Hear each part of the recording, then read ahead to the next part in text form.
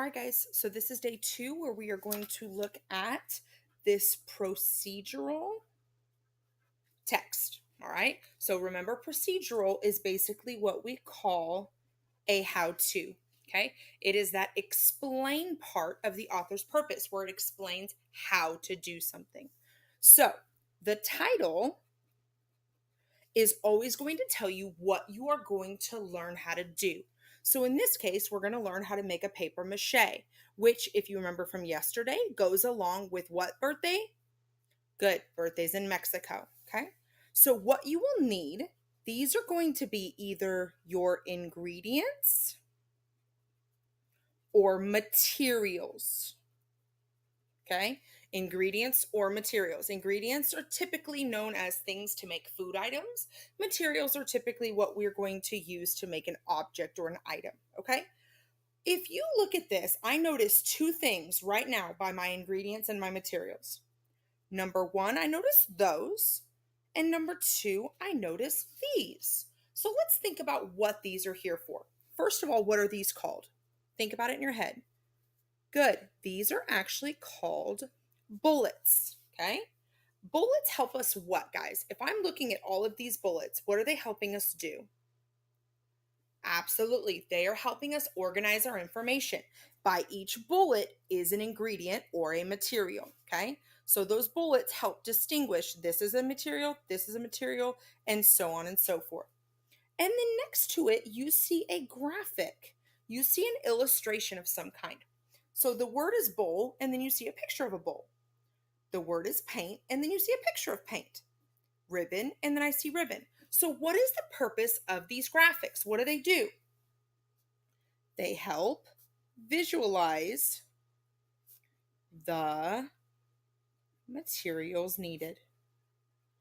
Okay, so in case I wasn't quite sure which flower I needed, because that is a homophone, there are 2 different flowers, it shows me a photograph. I need the food flower to help my paper mache piñata.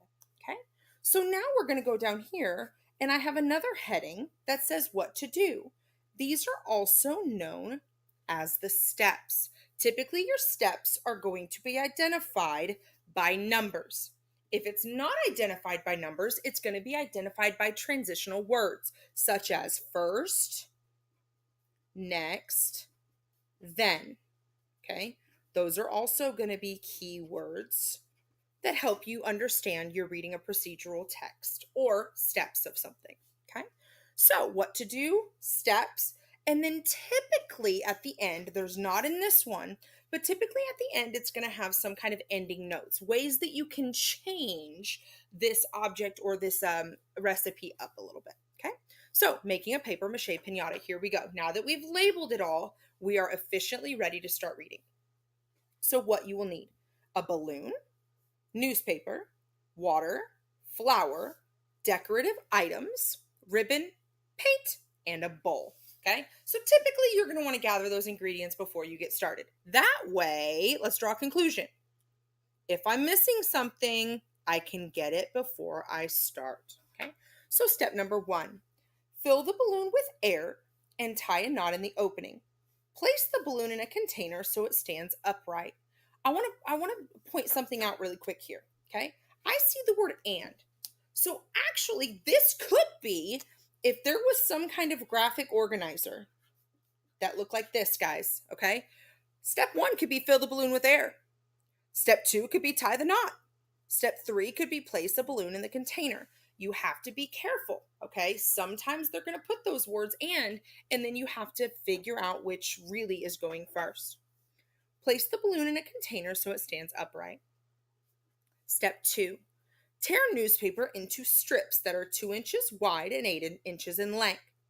Step 3. Mix 2 cups of flour and 1 cup of water in a bowl to make a paste. Step 4. Dip the newspaper strips into the paste. Rub the paper strips to remove the extra paste. 5. Place the strips on the balloon in a crisscross pattern. Leave the knot of the balloon uncovered. Step 6. Allow the balloon to dry overnight. Step 7. Paint the piñata and add decorative items. 8, use a pin to pop the balloon and remove the balloon pieces. Step 9, punch 2 holes on each side of the opening. Place ribbon through the holes to create a loop. And finally, step 10, place treats inside the piñata and cover the opening with paper or tape. So now that I've read this entire procedural how-to, I am thinking, remember I told you there are 2 author's purposes, okay? So what is the author's purpose of all of these steps? What am I learning how to do?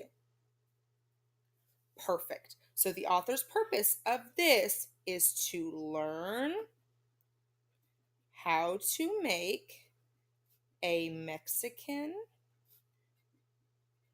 paper mache piñata. Okay? So it's learn how to make a Mexican paper mache piñata. This is a separate author's purpose, remember, from paragraphs 1 through 6. Okay? So once you have, remember, you can pause at any point and make sure that you get all of this written. Okay?